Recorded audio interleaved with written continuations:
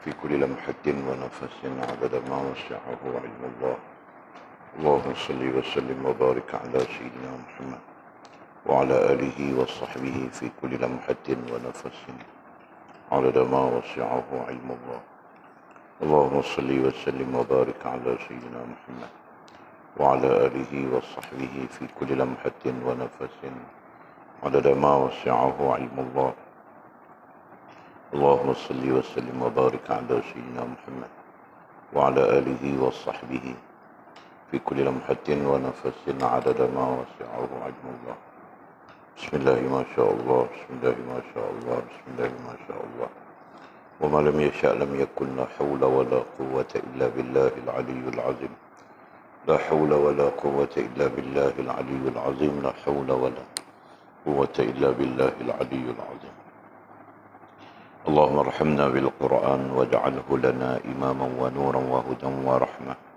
اللهم ذكرنا منه ما نسينا، علمنا منه ما جهلنا، وارزقنا تلاوته آناء الليل وأطراف النهر، واجعله لنا حجة يا رب العالمين.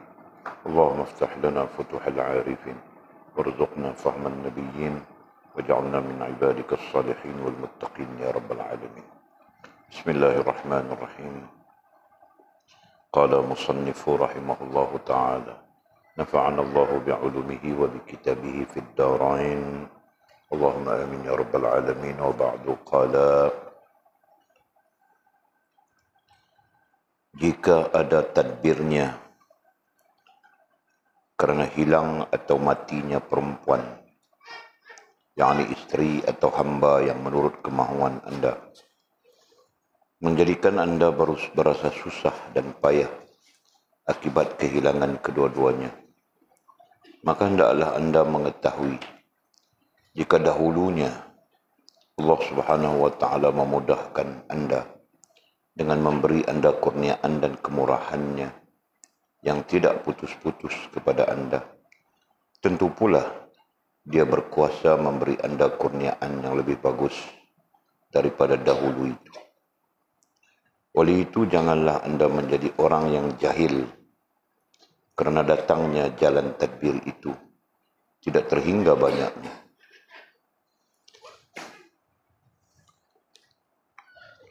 Apabila Allah Subhanahu wa Ta'ala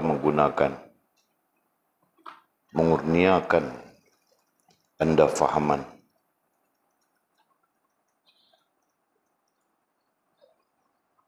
apabila Allah Subhanahu wa Ta'ala mengurniakan anda fahaman, anda sendiri akan faham dan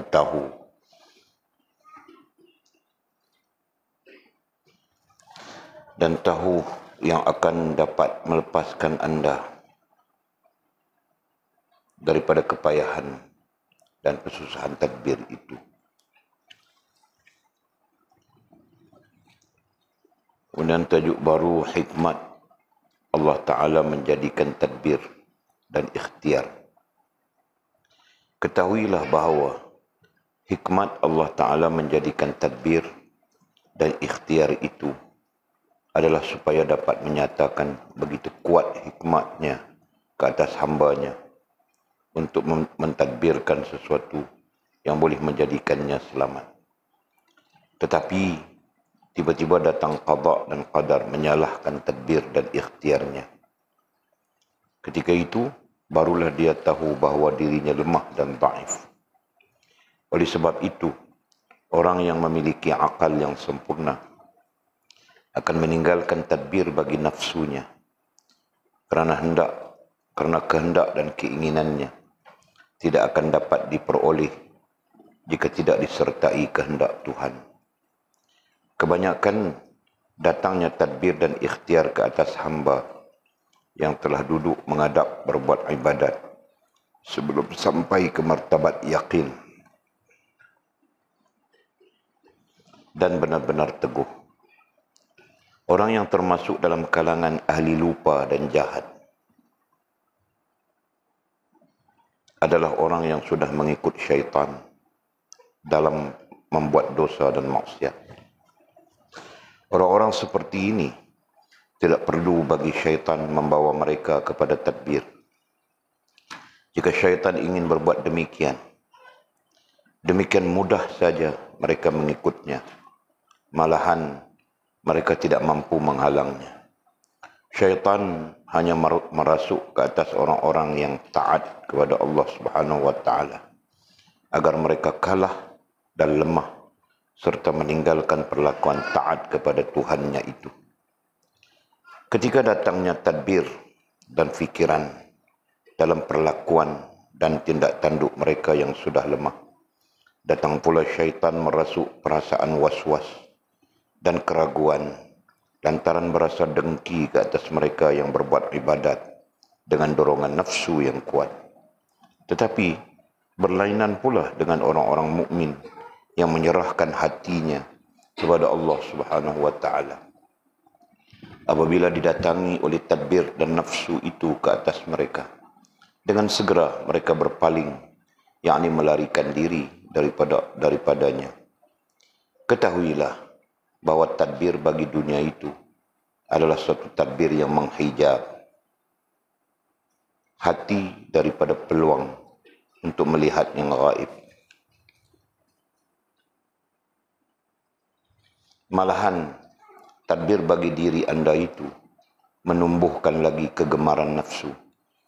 Jika tadbir, yakni merancang sendiri tanpa menyerahkannya kepada Allah Ta'ala itu hilang, lenyap daripada anda, barulah anda dapat melihat yang gaib.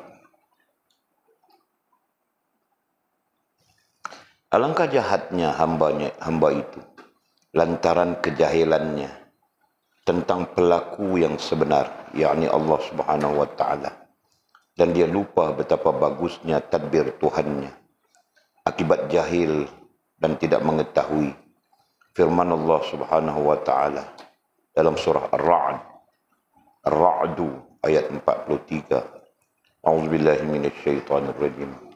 Qul kafa billah. Artinya, katakanlah, cukuplah dengan tadbir Allah Subhanahu wa taala.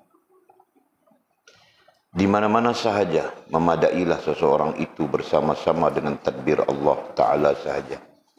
Ini berarti jika cukuplah ia dengan tadbir Allah Ta'ala, pasti ia tidak mentadbir sendiri ketika bersama-sama Allah Ta'ala. Oleh sebab itu, tadbir bagi dunia itu terbahagi kepada dua bahagian. Pertama, tadbir dunia kerana membanyakkan harta benda, yaitu seseorang yang mentadbir bagi membanyakkan harta dunia agar ia dipuji, disanjung oleh orang lain. Oleh sebab itulah orang kaya mempunyai tanda-tanda sedemikian, yaitu setiap kali bertambah harta bendanya itu, setiap kali itulah bertambah lupanya kepada Allah Ta'ala dan suka melakukan maksiat. Kedua, tadbir dunia kerana kembali ke akhirat. Inilah yang disuruh oleh syarak. Kemudian kata musannif bagi tajuk baru, tadbir dan ikhtiar dunia yang terpuji.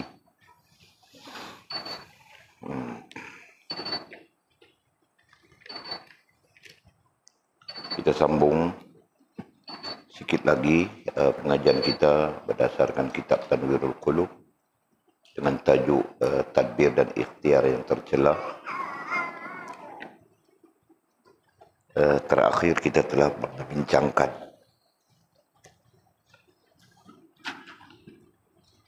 firman Allah Subhanahu wa taala surah Al-A'raf ayat 34 berkaitan dengan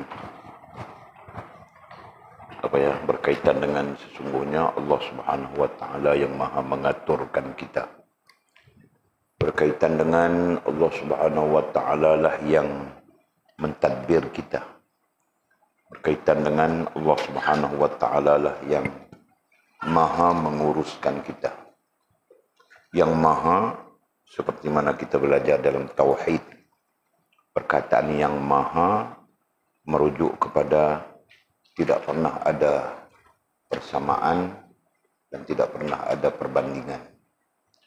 Nah, justru tidak pernah ada persamaan, tidak pernah ada perbandingan dengan tadbirnya Allah ke atas kita. Ya.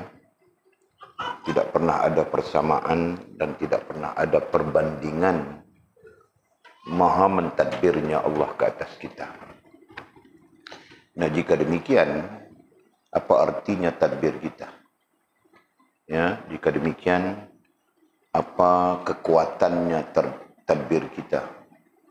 Jika demikian, apa pengaruhnya tadbir kita? Ya kan? Jadi pertanyaan itu menggambarkan sesungguhnya tadbir kita itu adalah lemah. Sesungguhnya tadbir kita itu tidak mempunyai keupayaan apapun. Sesungguhnya tadbir kita itu tidak menyampaikan kita kepada hajat apapun, gitu kan? Melainkan disertai dengan tadbir Allah Subhanahu wa taala. Nah, justru apabila kita memahami itu, maka pergantungan yang sebenarnya adalah kepada tadbir Allah, bukan tadbir kita. Ya, para ulama kemudiannya menyimpulkan atas sifat kehambaan. Ya, nah, kita perlu menghilangkan tadbir diri kita dan bergantung sepenuhnya dengan tadbir Allah Subhanahu wa taala. Kita perlu menghilangkan tadbir diri kita dengan makna menghilangkan rasa dan perasaan berupaya mempunyai keupayaan yang sempurna, ya, menghilangkan rasa itu dan menggantikan dengan Allah Subhanahu wa taala lah mutlak, secara mutlak, ya, menguasai, mentadbir sekalian makhluknya.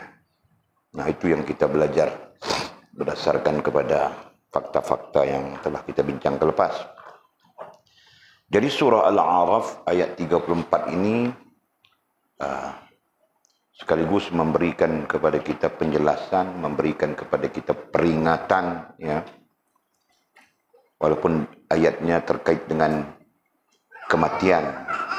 Idza jaa fa idza jaa ajaluhum la yastakhiruna sa'atan wa la yastaqdimun. Apabila telah datang ajal mereka, maka mereka tidak dapat mengundurkannya barang sesaat pun dan tidak pula boleh mendahulukannya. Nah, dalil ini sangat jelas untuk menunjukkan kepada kita bahawa kita tidak mempunyai keupayaan apapun. Ya kan? Justru keupayaan pun tidak ada, apalagi mau mentadbir. Ya. Justru keupayaan apapun tidak ada pada kita. Nah, bagaimana pula mau mentadbir diri kita sendiri? Paham ini? Paham ya? Nah, jadi terbaiknya apa? Yang betulnya apa? Yang betulnya adalah kembali menyerahkan, kan? Kembali menyerahkan tadbir, ya, tadbir itu kepada Allah Subhanahu wa taala. Nah, ini sangat jelas. Okey. Jadi kita sambung lagi kata musannif rahimahullahu taala. Jika ada tadbirnya, ini terkait dengan apa yang sedang kita bincangkan, ya. Kita bincangkan tentang tadbir-tadbir. Nah, tadbir di sini dengan maksud rasa dan perasaan yang selalu mempengaruhi kita.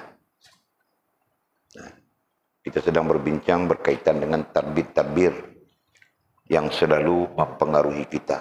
Nah, ini kita perlu berpegang dengan makna tadbir, dengan makna rasa dan perasaan. Ya, rasa dan perasaan mempunyai keupayaan yang sempurna. Ya, berpegang dengan makna itu. Jadi, selalu ataupun lazim datang di dalam diri kita rasa dan perasaan itu. Rasa diri sempurna, rasa diri mempunyai keupayaan yang sempurna, rasa diri boleh mendatangkan sesuatu yang kita perlukan, gitu kan, tanpa bergantung dengan Allah Subhanahu wa taala. Nah, perasaan-perasaan seperti itu lazim mempengaruhi kita. Dan perasaan ini nanti disebut oleh musannif itulah hijab. Perasaan-perasaan sebegitu, rasa dan perasaan sebegitu merupakan hijab, merupakan dinding, merupakan tabir yang memisahkan kita dengan Allah SWT, atau yang menjadi dinding, tabir, tembok yang merosakkan hubungan kita dengan Allah SWT nantinya. Nah, justru itulah musannif cuba memahamkan kepada kita jenis-jenis tadbir yang lazim mempengaruhi kita. Sama ada ia sebagai contoh ataupun sebagai maklumat kepada kita. Ya? Nah, kita sudah pun membincangkan tentang apa? Tentang takbir rezeki. Takbir kita terhadap rezeki. Nah, kita bincang sudah itu. Ya, musannif mendatangkan contoh orang yang bimbang tentang anak-anaknya. Nanti ketiadaan dia, meninggal dia, bagaimana anak-anak. Nah, itu tadbir rezeki. Tadbir tentang rezeki. Bentuknya mungkin berbeza. Ya kan? Nah, itu tentang bapa dengan anak. Tentang diri kita yang tidak memiliki siapa-siapa pun. Tidak ada siapa-siapa pun. Anak kah, isteri kah. Pun keadaan yang sama saja tadbir itu. Datang dia, berbimbang dalam soal rezeki. Sebagai contoh, kalau belajar agama, aku mengaji pondok, aku mengaji kitab, nanti aku mau kerja apa? Ini contohnya. Paham tak? Nah, itu artinya apa? Itu artinya kita bergantung dengan tadbir diri kita. Jadi kita yang memikirkan mau kerja apa. Belajar agama mau kerja apa. Misalnya kan. Kita yang memikirkan nanti mau cari makan macam mana. Kita nanti pikir mau cari duit macam mana. Kita yang pikir begitu. Kan? Padahal Allah SWT menjanjikan rezeki bukan terkait dengan kau belajar agama, tapi berkait dengan kau taat dan patuh kepada Allah, betul. Nah, rezeki menjadi mudah kepada siapa yang taat dan patuh kepada Allah. Bukan soal kerja, bukan soal belajar agama nanti mau kerja apa, bukan soal itu. Soalnya siapa yang taat patuh kepada Allah, itu fiqhnya. Siapa yang bagus hubungannya dengan Allah Subhanahu wa taala, itu tasawufnya. Nah, orang-orang ini akan dimudahkan oleh Allah Subhanahu wa taala rezeki mereka. Nah, itu janjinya Allah Subhanahu wa taala. Jadi bagaimana salahnya tadbir kita dalam soal rezeki? Nah, kita mengatakan bahwa kita merasakan bahwa jika kita belajar agama, belajar pondok, ya, belajar untuk taat dan patuh kepada Allah Subhanahu wa taala pada dasarnya, nah, nanti kita mau cari makan macam mana, mau cari rezeki macam mana. Nah, itu bentuk-bentuk tadbir yang lazim mempengaruhi kita. Nah, itu yang kita sebutkan tadi, itulah antaranya hijab di antara kita dengan Allah SWT. Dan itulah yang terkena kepada manusia. Terkena kepada hamba-hambanya. Hamba-hamba Allah SWT. Faham tak? Nah, oleh kerana itu orang takut-takut mau belajar agama. Apabila dia menggantungkan kerja itu sebagai alasan, dengan rezeki itu sebagai alasan. Nah, akhirnya dia tidak belajar agama. Apabila dia tidak belajar, berarti dia tidak tahu mau taat bagaimana, ya kan? Tidak tahu mau apa ya? Mau melakukan ketaatan, mau memenuhi spesifikasi kehambaan diri kepada Allah SWT bagaimana, dia tidak tahu.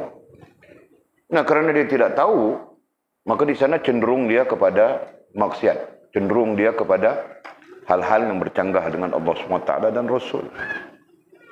Nah, ketika berlaku percanggahan itu, nah itulah yang menyebabkan terjadinya payah rezeki. Faham tak? Nah, itu. Bukan soal kau belajar agama kah, kau belajar pondok kah? Bukan soal itu. Jelas Mizi? Walid baca satu artikel, seorang doktor yang bankrupsi. Doktor dia. Doktor perubatan ini. Kaya dia, orang Malaysia. Bankrupsi. Bankrupsi tahu nggak makna bankrupsi? Nah, apa pun tidak ada. Seluruh hartanya ke apakah begitu begininya disita untuk membayar hutang-hutang dan apa saja yang sangkut. Nah, bayangkan dia belajar doktor.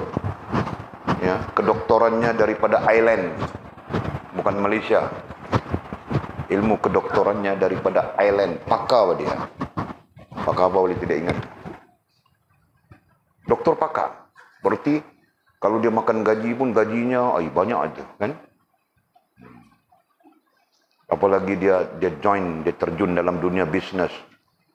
Dia buat perniagaan, dia buka klinik begitu, klinik pakar begitu. Akhirnya dia bankruptcy. Nampak? Kenapa? Nah, dia sendiri mengakui, bah, saya lalai, saya lupa Tuhan, saya begitu, saya begini. Dia mengakui, bah. Ya kan? Saya merasakan bahwa saya mengaturkan diri.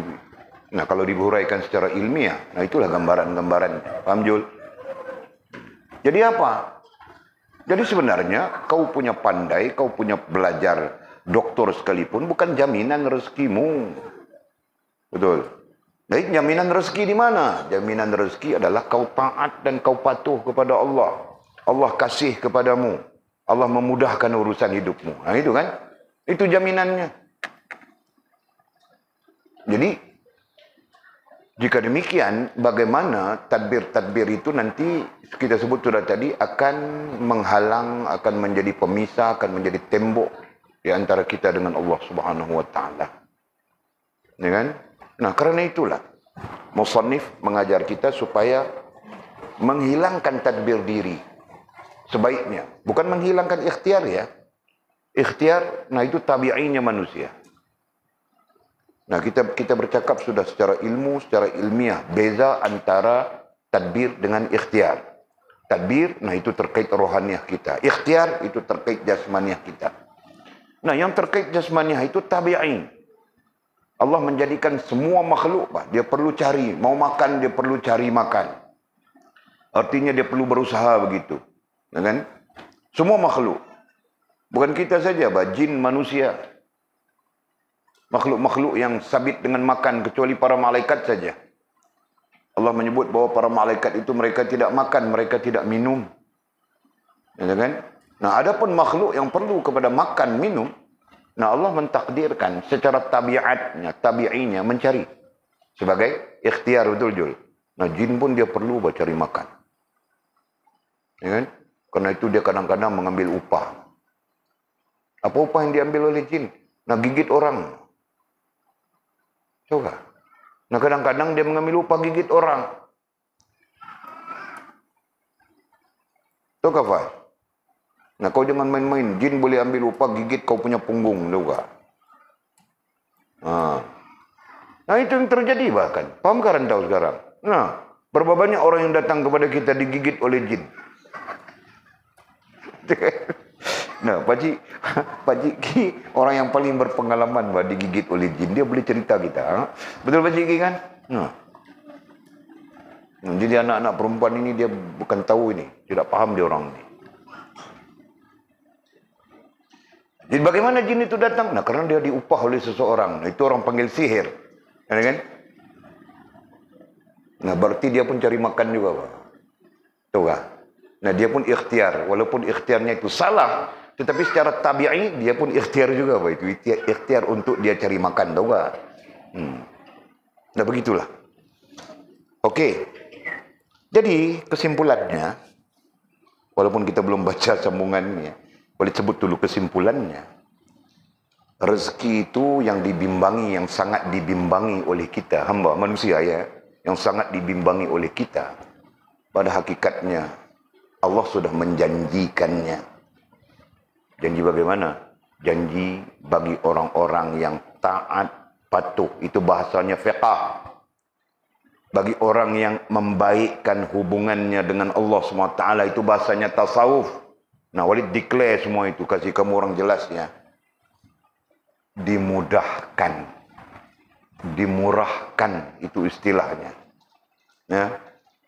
Keperluan-keperluan mereka atas nama rezeki. Jelas? Nah, justru untuk membaguskan hubungan dengan Allah, untuk taat dan patuh kepada Allah SWT, di sana menuntut kita ada ilmu, betul kan? Nah, menuntut kita ada ilmu. Nah, karena itulah kita mengaji pondok. Karena itulah kita mengaji kitab. Karena itulah kita mengaji agama. Paham tak? Nah, kalau kita tidak mengaji pondok, tidak mengaji kitab, tidak mengaji agama, misalnya, kita katakan misalnya, Nah, kita pergi belajar jadi doktor. Nah, Walid contohkan sudah tadi, seorang doktor, Walid tidak sebut namanya. Pakar dia, kaya dia. Nah, sekarang bankruptcy. Dan dia sendiri membuat statement. Macam Walid sebutkan tadi. Saya dengan ini penuh sedar katanya. Saya menasihatkan orang lain, kembalilah kepada Allah. Nah, dia sendiri menyebut begitu. Faham kami, Zi? Nah, jadi kamu orang tidak perlu takut belajar pondok, mau kerja apa, tidak perlu. Taat dan patuh kepada Allah, itu yang penting. Kerja itu nanti datang sendiri saja. Kan, Jul? Nah, ketika Allah mau mentakdirkan kita hidup, nah Allah akan mendatangkan kepada kita rezeki. Ketika dia mau mendatangkan kepada kita rezeki, dia memberikan sebab. Nah, sebab itu nanti berbagai. Faham tak? Nah, ada orang rezekinya datang sebab dia bekerja sebagai driver backhoe. Ada orang rezekinya datang sebab dia membela kambing. Ada orang rezekinya datang sebab dia menoreh getah. Ada orang rezekinya datang sebab dia cop kelapa sawit. Ada orang rezekinya datang sebab dia tukang kebun. Ada orang rezekinya datang sebab itu, sebab ini, sebab itu, sebab. Jelas ya? Nah, Walid tidak kerja apa? Rezeki datang. Kau tunggu saja sedikit hari lagi. Nah, kau lihat Walid buat kerja apa? Ini hari satu hari ku tidur saja, aku sakit kepala. Tidur saja. Bukan buat kerja apa? Kau tunggu sedikit hari lagi. Datang baru rezeki kita. Tahu tak? Jadi Allah boleh memberikan rezeki. Kau bekerja atau tidak bekerja. Kau bersebab atau tidak bersebab. Asal saja hubunganmu bagus dengan Allah.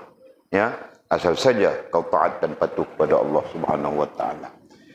Nah, itulah yang dialami oleh para aulia Allah Subhanahu wa taala. Ya kan? Para aulia, para wali, dengan makna orang-orang yang sempurna hubungan dengan Allah Subhanahu wa taala, itu yang dialami oleh mereka. Rezeki datang kepada mereka. Bukan mereka perlu mencarinya. Mencari itu sebab saja. Tapi rezeki datang kepada mereka. Ya. Macam-macam bentuk rezeki datang kepada mereka.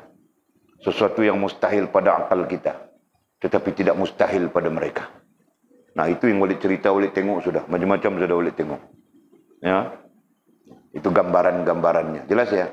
Semakin bagus hubungan kita dengan Allah, nah, semakin mudah rezeki itu datang kepada kita. Kenapa? Karena Allah memerintahkan makhluk-makhluknya tunduk, ya, tunduk, patuh, dan memberikan khidmat kepada orang-orang yang sempurna hubungannya dengan Allah SWT. Jelas ya?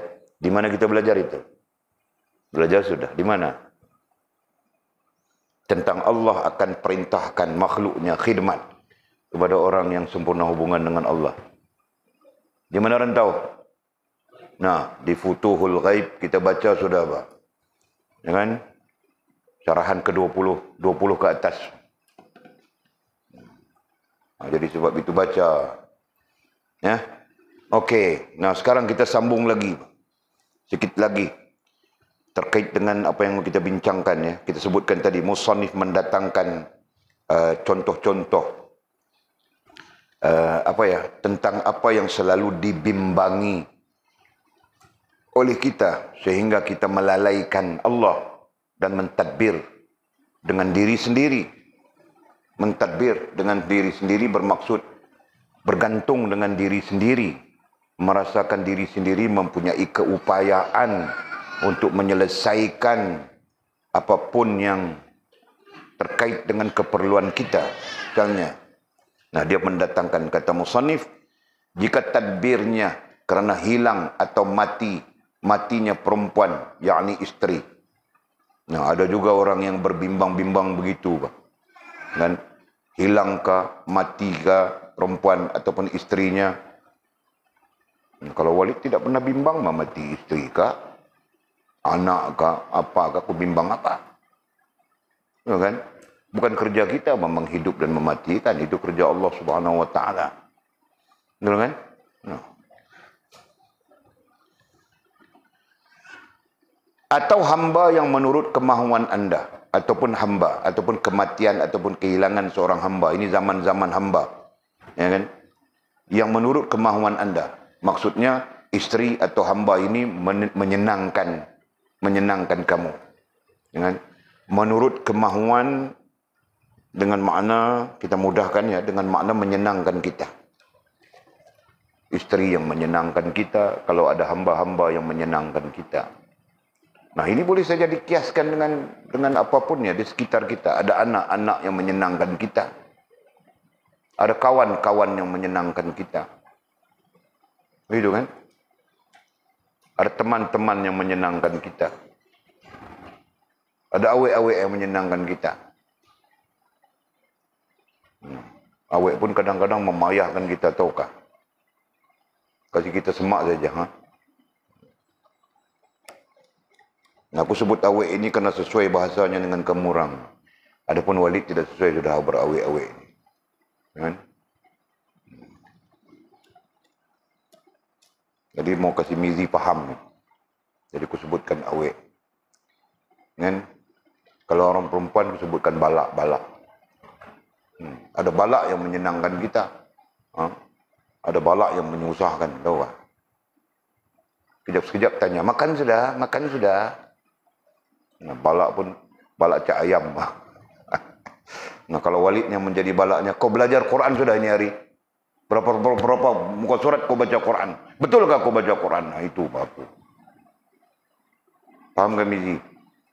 Kau jadi balak. Sayang menega kuih ini hari. Menega teh mengigau. Apa? Okey lah. Nah, jika takbirnya kerana hilang atau matinya perempuan, isteri, berarti yang menyebabkan rasa dan perasaannya jadi kacau, seolahnya begitu. Tidak bergantung dengan Allah. Ya. Atau hamba yang menurut kemahuannya, hamba yang menyenangkan. Hamba, isteri yang menyenangkan. Jadi, kalau isteri itu menyenangkan, berarti bagus isteri itu kan. Nah, hilang isteri itu, dia takut, dia bimbang hilang isteri itu. Dia takut mati isteri itu. Begitulah keadaan. Walaupun keadaan ini nampak macam ada remeh saja kan. Tapi ada pengaruhnya tersendiri. Nah itu. Ya, ada pengaruhnya. Tambah orang perempuan, lagi-lagi kan. Hilang boyfriend saja 2 bulan menangis, mata bengkak. Menangis. Boyfriend saja, belum laki bahkan. Okey. Jadi keadaan ini boleh menyebabkan kebimbangan dari sudut implikasi.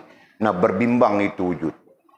Nah, apabila wujud berbimbang, nanti pergantungannya bagaimana dengan Allah SWT? Apakah dia bergantung dengan Allah atau dia bergantung dengan dirinya sendiri? Nah, jika dia bergantung dengan dirinya sendiri, nah itu artinya dia mentadbir dirinya. Dia tidak bergantung dengan Allah SWT. Tidak bergantung dengan tadbir Allah. Nah, katanya, menjadikan kamu berasa susah. Menjadikan kamu berasa susah dan payah akibat kehilangan kedua-duanya. Ketika itu, sudah barang tentu.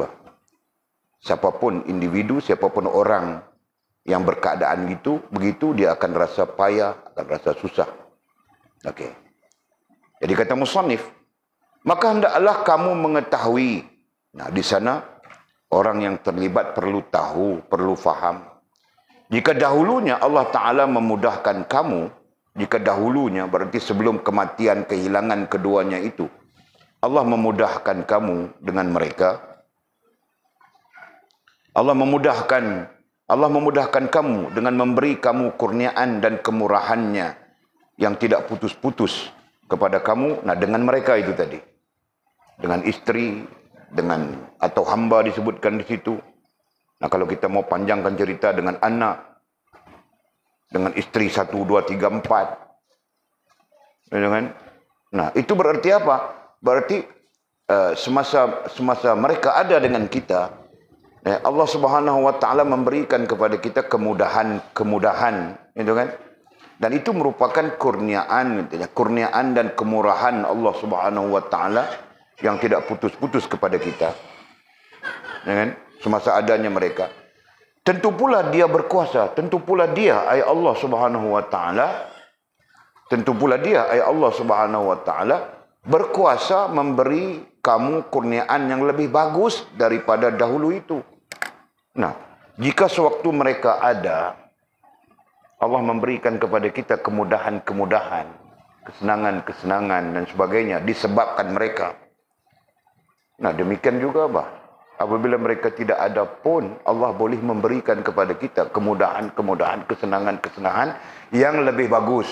Nah, seolah-olahnya begitu, faham kah? Nah, kenapa kita perlu berbimbang? Kenapa kita perlu perlu menyalahi pergantungan kita dengan Allah SWT hanya kerana itu? Faham tak? Ada orang yang mati isteri saja macam ayam berak kapur, tahu tak? Macam orang kalah judi. Bodoh.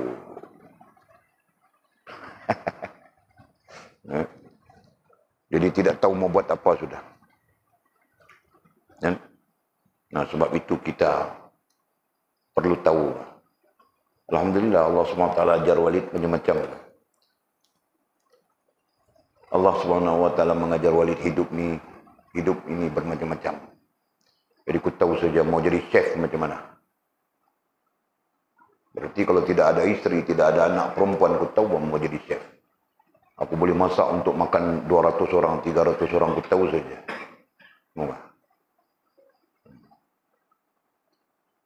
Allah SWT mengajarku tentang banyak apa. Tentang rasa, tentang perasaan. Pengalaman hidup Walid ini panjang. Walaupun ada orang yang lebih panjang pengalamannya, tetapi Walid rasakan Walid melalui satu fasa-fasa tentang hati, tentang perasaan yang tidak sama dengan orang lain. Tentang pemikiran. Jadi kebetulan mungkin Walid belajar khusus tentang bidang usuluddin, bidang akidah. Apabila bidang akidah itu menyentuh soal pemikiran secara langsung gitu. Nah, jadi Allah mengajar Walid tentang pemikiran. Seolah-olah, nah kau lihat manusia jenis ini pemikirannya begini, manusia jenis ini pemikirannya begini, manusia jenis ini pemikirannya begini. Seolah-olahnya begitu. Sampai kepada ibu bapa sendiri, ibu bapa, nenek, atuk semua. Lihat saja pemikiran mereka. Betapa salahnya. Itu belum cerita orang lain. Keluarga sendiri. Itu pemikirannya cukup salah suatu ketika dulu. Dulu ada tawan pun pemikirannya salah. Nah, semuanya kenapa? Semuanya karena mereka tidak terdedah dengan ilmu. Mereka tidak belajar, mereka tidak terdedah dengan pengetahuan. Jadi kita generasi kemudian kita jangan salah lagi. Betul kan? Nah, Walid berpikir begitu, Masya Allah. Kita jangan salah lagi. Pemikiran yang salah membawa kepada akidah yang salah. Akidah yang salah membawa kepada iman yang salah. Iman yang tidak betul. Faham tak? Nah, adapun iman yang tidak betul, akidah yang salah dibincangkan oleh para ulama. Panjang lebar, termasuk kitab yang kita jumpa ini, Tuhfatul Raghibin. Kajian kitab kita kan itu merujuk kepada akidah-akidah yang salah, iman yang salah, pemikiran yang salah, yang nanti implikasinya akan memudaratkan hubungan kita dengan Allah SWT. Itu bahasanya ilmu tasawuf. Memudaratkan taat dan patuh kita kepada Allah SWT. Itu bahasanya ilmu fiqh. Itu kan?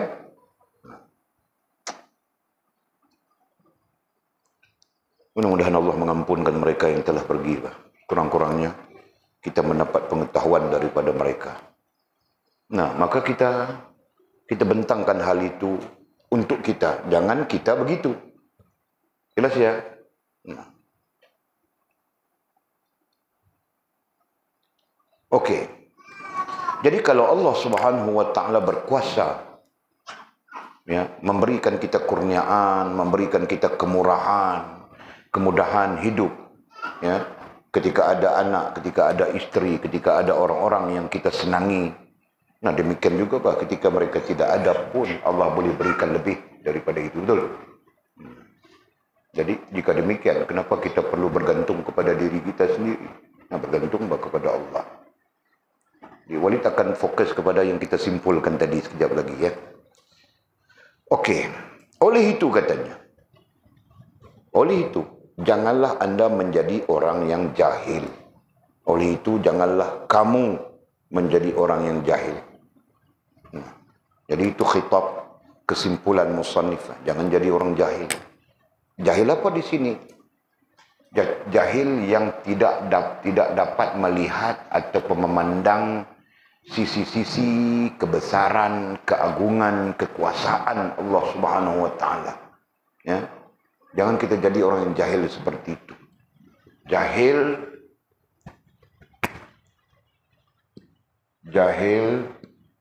daripada melihat sisi-sisi hak, ya, disebut hak Allah Subhanahu wa taala.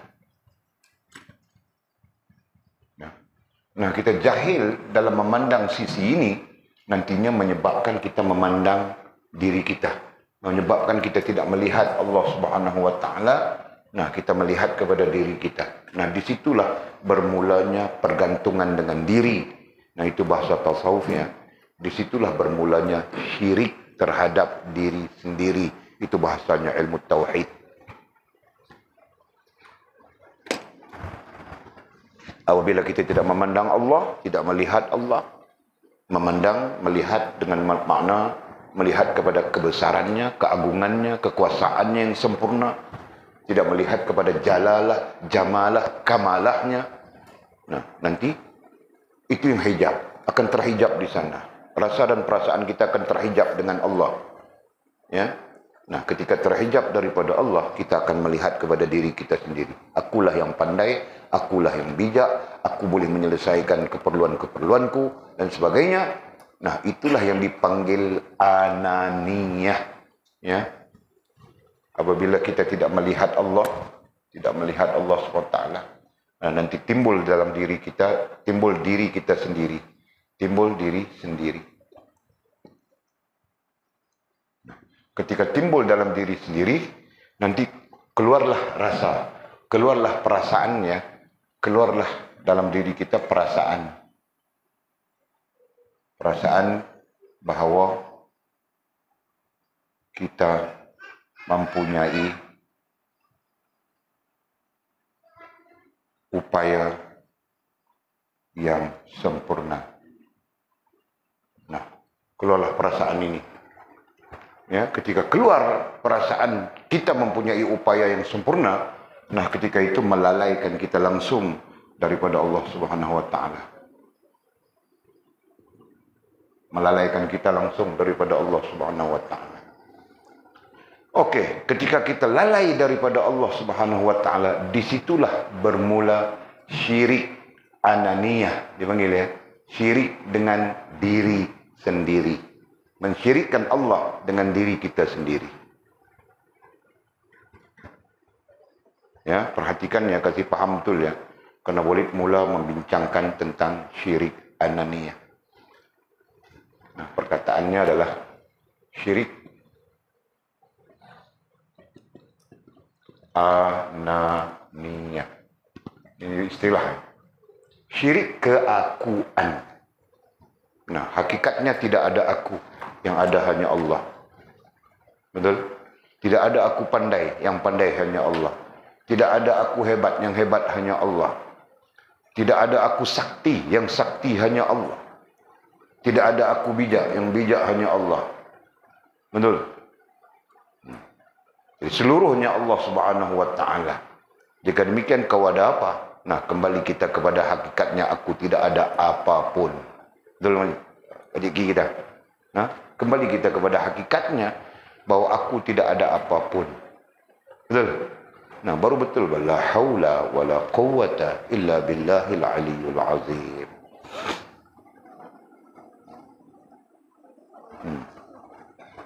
Jadi, oleh itu janganlah kamu menjadi orang yang jahil. Dhabit di sana ya. Jahil tentang hak Allah Subhanahu wa taala. Ai jahil tentang hak Allah Subhanahu wa taala, dhabit itu. Nah, kita jangan jahil, karena itu kita perlu belajar. Belajar untuk membebaskan kita daripada jahil, khususnya hak Allah Subhanahu wa taala.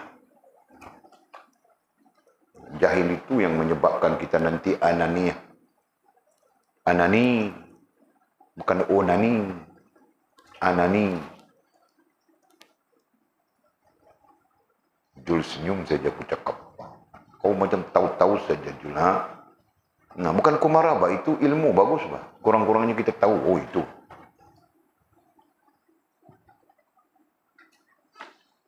Ananiyah daripada perkataan ana.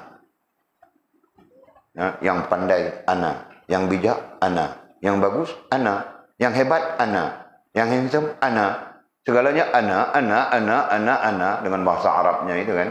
Maknanya aku. Padahal aku adalah yang lemah. Kan? Yang sempurna, yang kuat itu adalah Allah Subhanahu wa taala. Betul?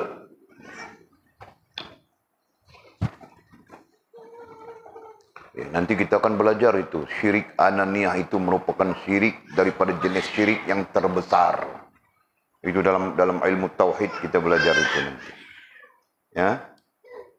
Syirik di antara syirik yang terbesar ke atas manusia adalah ananiyah. Nanti kita belajar itu. Jadi perkataannya muncul sudah malam ini. Kalau sebelumnya muncul pun kita sebut begitu saja kan. Nah, sekarang faktanya kita mula. Dan kita perlu membebaskan diri kita daripada syirik ananiyah. Baru kita boleh bebas daripada syirik-syirik lain. Seolah-olah syirik ananiyah itu adalah kunci. Seolah-olah syirik ananiyah itu adalah pintu. Seolah-olah syirik ananiyah itu adalah jalan lorong kepada syirik-syirik yang lain. Jelas ya? Jadi betapa pentingnya kita memahami itu. Dan syirik itulah yang menjadi hijab, menjadi tembok, menjadi benteng daripada kita melihat yang namanya hak Allah Subhanahu wa taala yang maha sempurna. Ya, syirik itulah yang menyebabkan kita nampak kitalah yang bagus, kitalah yang mempunyai keupayaan dan sebagainya. Padahal mau angkat mata pun tidak boleh mengikut tahukah. Allah menyebutnya di dalam Al-Quran begitu. Kita mau angkat kelopak mata pun tidak boleh, tidak mampu. Tidak berdaya melainkan dengan izin Allah Subhanahu wa taala. Itu hakikatnya. Allah yang memberi daya itu. Dengan dua daya. Daya fikir atau daya tindak. Nah itu diberikan oleh Allah. Diizinkan oleh Allah SWT. Jika daya fikir tidak diberikan oleh Allah. Nah kita gila semuanya. Betul kan? Jika daya tindak tidak diizinkan diberikan oleh Allah. Nah kita keras kaku.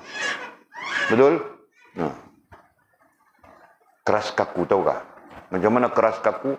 Macam orang mati. Nah apa lagi yang dia boleh buat? Melainkan orang yang buat pada dia kan. Orang mandikan dia. Betul kan? Nah, sewaktu muda-muda sewaktu hidup dia, kau mau pegang dia pun susah, betul kan? Nah, ketika dia mati, kau pegang apa saja, dia tidak boleh buat apa sudah. Nah, itu kan? Jadi kata musannif, oleh itu janganlah kamu menjadi orang jahil. Oi, kita semua jangan jahil, dengar ya. Nah, selalu Walid cakap, hari ini kita dengar musannif bercakap, Ibnu Athaillah Iskandari rahimahullah ta'ala, wali Allah ini, ulama ini memberi nasihat kepada kita, ambillah pengajaran ini. Jangan kamu jadi orang jahil. Khususnya tentang 3 perkara. Khusus ya. Tentang imanmu, tentang Islammu, tentang ihsanmu. Kau jangan jahil itu. Nah, kau mau jahil tentang lain, silakan bah. Tidak ada masalah. Yang macam Walid jahil tentang apa? Tentang mesin ini ku jahil bah. Nah, ini tidak menyebabkan kita rosak.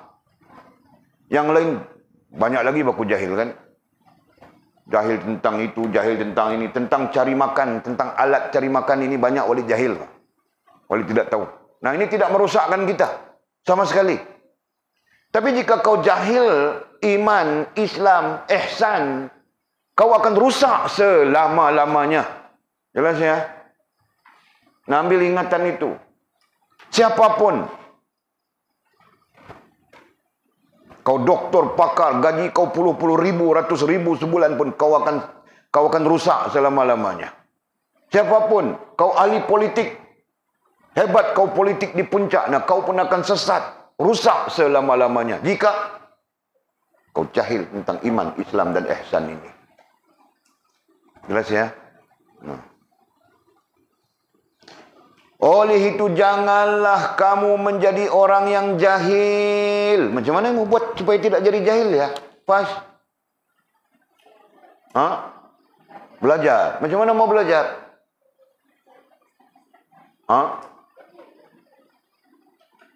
Nah, aku tanya macam mana mau belajar, Pas? Berada di pondok kita. Apa dia cakapnya? Pas ini kalau dia jawab soalan saja memang begitu, Pak. Kalau dia sembang di sana, suaranya dengar, Pak. Satu padang sana dengar. Tapi dia jawab soalan memang begitu. Tabiatnya sudah. Mau buat macam mana? Nah, itu maknanya belajar kau ini. Bukan kutanya maknanya belajar. Kutanyakan tadi, macam mana kita mau belajar? Jangan, supaya kita keluar daripada jahil ini, kita mau buat macam mana? Kau bilang belajar. Nah, mau belajar macam mana? Bukan makna belajar.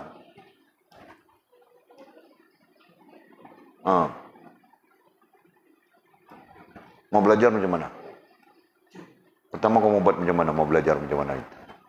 Pertama kau sendiri perlu menyediakan diri kau sendiri, kan? Nah, jika kau sendiri tidak menyediakan diri kau untuk belajar, mau belajar macam mana? Faham tak? Faham, Pak? Nah, pertama kau sendiri perlu bersedia menyediakan diri, itu orang panggil. Mau perang sudah kan? Betul. Nah, yang kedua apa? Tulis apa itu? Itu di antara apa ya dipanggil? Di antara kaifiat, istilahnya itu. Di antara kaifiat. Kaifiat belajar. Ya. Pertama, menyediakan diri. Ini boleh pernah berbincang pun. Nah, langsung tidak langsung saja ini. Yang kedua, nah apa? Nah, sekarang fast kau sediakan diri sudah. Ini di bawah banyak pengaruh nanti kita bincang, Pak. Okey, nombor 2, Dina.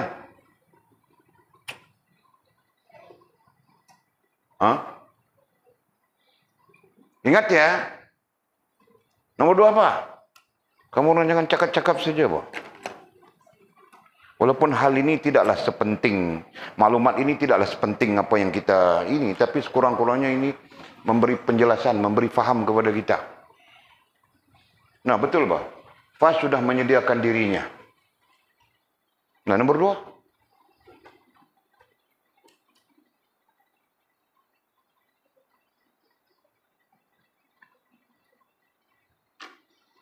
Nampakkah kamu orang pun masih blur lagi, tidak tahu. Nah, kau selamatkan si Fas itu. Lina? Oh ya kak? Perlu ada guru. Nah, bukan perlu ada guru itu istilahnya. Mendatangi. Ini kita bercakap tentang kita, tahukah? Nah, mendatangi. Mendatangi ya, bukan didatangi. Ingat ya. Mendatangi guru. Bukan didatangi guru. Inilah kata para ulama, para ahli-ahli kerohanian. Kalau ilmu itu didatangi guru, nah kita seperti langit dengan bumi. Tapi kita mendatangi guru, dia seperti bumi dengan bumi katanya. Yang mengatakan perkataan itu antaranya adalah Syekh Salim Abi Bakar, ulama besar Yaman. Waliullah. Ya. Nah, jadi pada keadaan apapun nanti ketika kau mau belajar, kau sediakan diri kau dulu, kemudian kau mendatangi guru. Jangan guru mendatangimu. Nah, itulah kadang-kadang kita sebutkan, jangan Walid tunggu kamu orang ya, kamu orang tunggu Walid ya. Dalam bahasa yang begitu lembut. Nah, Walid tahukah? Paham, Jul? Walaupun kita fleksibel saja, kadang-kadang Walid lambat, kadang-kadang kamu orang lambat. Fleksibel, betul kan? Begitu keadaan kita. Nah, kadang-kadang begitu, kadang-kadang. Tapi, kaifiat yang sebenarnya adalah mendatangi guru. Jangan kita didatangi. Paham tak? Nah, yang ketiga.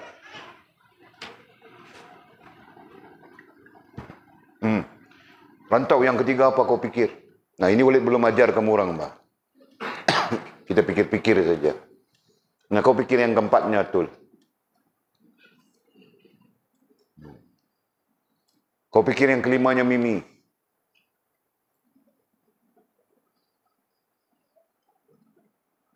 Apalagi rantau yang ketiga, kaifiatnya.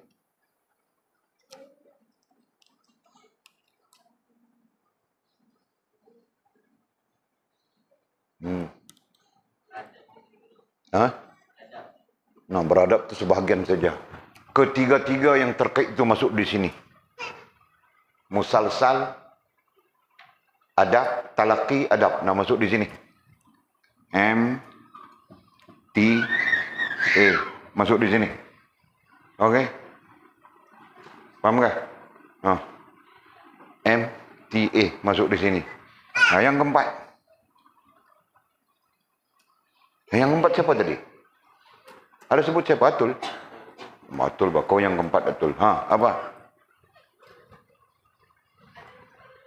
Hah? Apa dia?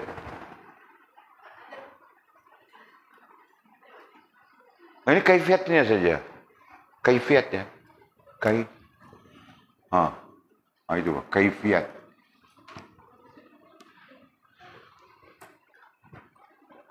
Apa kau cakap tadi?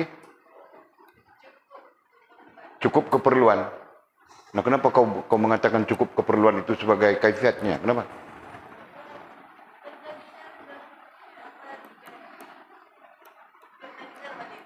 Pertandingan.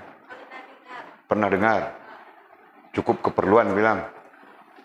Cukup keperluan rasanya nomor lain. Masih ada lagi yang lebih utama. Nah, kemudian ada 3 sifat belajar, betul kan? Ada 3 sifat belajar kan? Apa itu? Adab,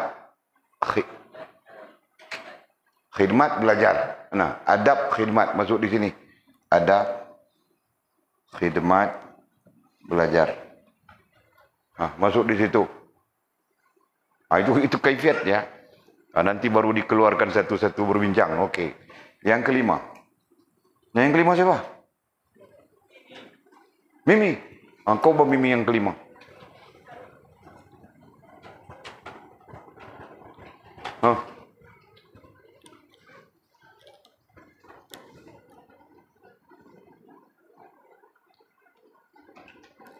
Satu lagi. Cukup pak. Kaifiat satu lagi cukup memadai sudah. Apa yang Miji? Miji mau cakap saja mau membantu Mimi. Kau? Hai? Kau mau bantu Mimi? Ada sesuatu yang tidak kena ini. Okay. Mimi.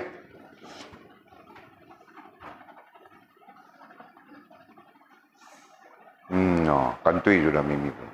Okey, niat ya. Masukkan di sini niat. Ya, niat yang benar.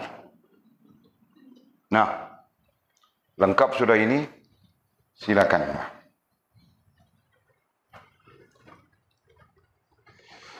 Nah, itulah kaifiatnya. Nah, kalau kita kaitkan dengan mau melepaskan kita daripada jahil, itu kaifiatnya. Kan? Nah, kaifiat ini mungkin saja boleh disebut ini syarat, Pak. Boleh. Kan? Kalau kita mau membebaskan diri kita daripada menjadi orang yang jahil. Oh, saya belajar juga, Pak. Saya pergi di masjid, saya duduk belakang, saya sandar, saya dengar saja. Nah, itu tidak menepati ini. Selama mana tidak menepati ini, menurut para ulama, hanya saja jika Allah mau berikan kita pengetahuan, kita dapat. Tetapi dari segi tabiatnya, ya, dari segi tabiatnya, dia tidak menyampaikan kita kepada ilmu. Nah, kalaupun kau sampai, kalaupun kau terima itu menjadi bahagian daripada ilmumu, kau akan jadi apa ya? Kacau bilau. Akan jadi, panggil apa? Akan jadi kacau bilau bagi fikiranmu. Sekejap begini, sekejap kau dengar begitu, sekejap kau dengar begini. Kau tidak akan dapat tidak dapat justify, apa dipanggil? Melayu kata apa? Menjustifikasikan. Ya kan? Kau tidak dapat, kau tidak boleh memutuskan bahwa itu yang kau perlu pegang. Tidak boleh. Kau akan jadi kalang kabut saja. Sekejap begini, sekejap kau pikir begitu, sekejap kau pikir begini. Bukan. Itu yang terjadi dalam dunia ilmu, dalam dunia orang yang mencari ilmu. Kan? Nah, kerana itu dia nanti terkejut. Dengar ustaz ini cakap macam ini, dengar ustaz itu cakap macam itu, dengar orang ini cakap itu, dia jadi kelang kabut sudah. Ha? Mana satu ini, mana satu ini. Ya, dia tidak boleh menetapkan. Okey. Nah, jadi kita ambil nasihat musannif Ibnu Athaillah Iskandari rahimahullah taala, katanya, janganlah kamu menjadi orang yang jahil. Nah, justru jangan kita mau keluar daripada kejahilan. Justru mau keluar daripada kejahilan, maka inilah perkara yang perlu dilihat. Ya, sediakan diri, jangan kita tidak sediakan diri. Ini mau duduk pondok, konon-kononnya mau belajar, tapi tidak menyediakan diri. Mana mungkin? Ya, nah, akhirnya dia sendiri yang pikir, oh saya tidak sesuai. Nah, akhirnya buat keputusan angkat bungkus lah. Nah, boleh sebut sudah. Ya, orang yang tidak menepati konsepnya sebuah pondok pengajian, mereka sendiri akan lari. Siapapun. Ya kan? Itu boleh tidak berbahasa dengan bahasa orang dulu-dulu, guru-guru dulu. Kan? Kalau berbahasa dengan bahasa guru-guru dulu, kita duduk di pondok, ya, kita perlu buang katanya. Buang semua kita punya ego, kita punya apa semua perlu buang. Tinggal kita seperti bayi yang bogel, yang tidak tahu mau pakai baju, walaupun pakaian tidak tahu mau pakai, tidak tahu mau makan, seolah-olahnya begitu. Itu bahasa dulu-dulu. Nah, maksudnya kita menyediakan diri untuk untuk dipakaikan, untuk diberi makan, minum, seolah-olahnya begitu. Faham tak? Dengan ilmu. Ini kita masuk pondok, kita cikgu, kita guru, kita pandai. Mana kau boleh? Kau sendiri yang akan tarik diri, tahu tak? Faham tak? Nah, itulah yang kita belajar di dalam yang pernah kita dasarkan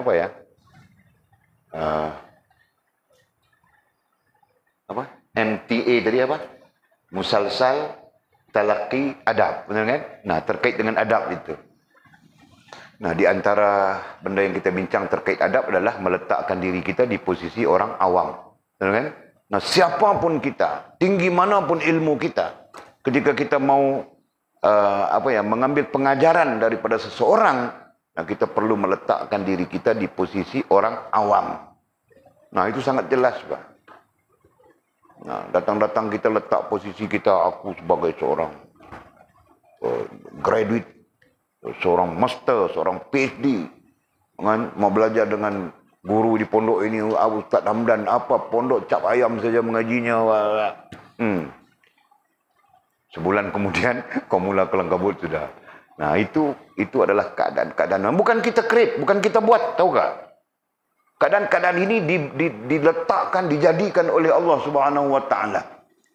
Setengah orang mengatakan itulah karamahnya seorang guru. Wallahu a'lam. Wali tidak tahu bah itu. Kan? Nah. Okey. Jadi ikut saja. Sekurang-kurangnya ini menjadi panduan, bah. Nanti ada anak-anak gitu kan.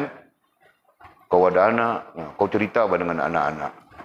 Nah, kamu orang kena begini, kena begini, kena begini. Ini dikasih tahu. Jelas ya? Jangan sampai anak-anak pun itu dia keluar macam, nah, keluar begitu saja. Dia pun keluar dengan keadaan tidak tahu apa. Kau suruh anak mencari ikan. Nah, kau perlu kasih dia alat-alat mencari ikan kan? Betul tak? Nah, itu falsafahnya. Kita suruh kau Mimi, ini hari kita mau makan ikan jalak. Abang sahabat bilang ikan jalak. Kan? Ini hari kita mau makan ikan jalak. Nah, kau pergi cari. Nah, Mimi, dia pun tidak tahu macam mana mau cari ikan. Nah, kita tidak akan makan ikan. Melainkan, nah ini joran. ini jaring, ini rambat. Rambat tu lagi. Jala-jala. Kan? Nah, kasih Mimi. Mimi, mau buat macam mana ini? Nah, ajar Mimi rambat begini, taruh tangan sini. Ini rambat. Mimi pun test, dia pun tahu sudah. Ini apa? Ini joran, begini caranya, casting begini. Nah, dia tahu sudah, berarti rezeki nanti diberikan oleh Allah SWT. Dia ada ilmu sudah di sana. Dia tawakal kepada Allah, Allah memberikannya rezeki. Betul kan? Nah, kita dapat makan ikan jala, Jul. Betul kan? Nah, inilah yang kita maksudkan. Kita perlu memberikan dia maklumat supaya dia boleh ikuti maklumat itu. Dan apabila dia mengikuti maklumat itu, nanti hasilnya, implikasinya, hasilnya dia akan dapat yang namanya ilmu pengetahuan. Ya, kalau kami dulu mula-mula masuk pondok, nah guru bukan guru, guru tidak ambil peranan lagi. Yang ambil peranan itu adalah senior-senior itu. Nah, abang-abang. Nah, kau kena begini. Kau mau belajar pondok ya? Kau kena begini, begini. Inilah yang dibentangkan. Ya. Mana ada kau belajar pondok, kau mau jadi Perdana Menteri, ada kau orang ajar begitu? Tapi soalnya bolehkah jadi Perdana Menteri? Boleh pak. Kenapa tidak boleh kan? Nah, Perdana Menteri itu tidak sekolah pun boleh. Tahu tak? Mau jadi ahli politik itu, kau tidak sekolah pun boleh pak. Ahli politik itu. Nah, sekolah SRP saja. Sekolah juga bahkan SRP. Siapa itu? Mahfuz Omar, dia SRP saja kan? Marsabu diploma. Marsabu diploma kalunari. Betul kan? Mana ini? Betul pak? Mana ini kau ni ketinggalan pak? Sudahlah ilmu kau ketinggalan. Okey. Kan? Jadi mau jadi ahli politik bukan susah. Nah, ada juga mereka mengatakan jadi ahli politik itu perlu pandai bohong saja. Perlu pandai hui ya hui. Nah, ada orang mengatakan begitu, bah. Tapi di sisi Islam, kau menjadi ahli siasah itu, kau perlu beriman dan bertakwa kepada Allah SWT. Betul? Okey. Jadi katanya, lagi kita ulang nasihat ini, mudah-mudahan masuk di dalam kepala kita, masuk di dalam hati kita.